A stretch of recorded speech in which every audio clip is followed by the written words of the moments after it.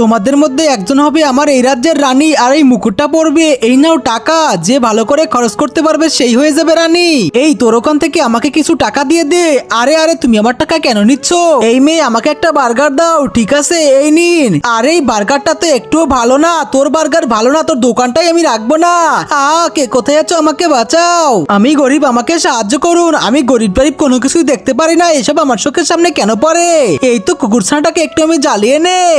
আরে তো কুকুরছানাটা তো লাফাচ্ছি এখন আমার টাকাগুলো দিয়ে বড় একটা বাড়ি আর গাড়ি কিনবো। হয়ে গেছে, কি মজা। আরে মেয়েটার দোকানটা কে ভেঙে ফেলেছে? উঠো উঠো তুমি, তোমার কি হয়েছে? তুমি কোনো চিন্তা করো না, আমি তোমাকে নতুন একটা দোকান বানিয়ে দিচ্ছি। এই তো হয়ে গেছে, তোমাকে ধন্যবাদ। আরে কুকুরছানাটা এখানে কেন পড়ে আছি একা একা? এই নাও তোমার জন্য কুকুরছানা।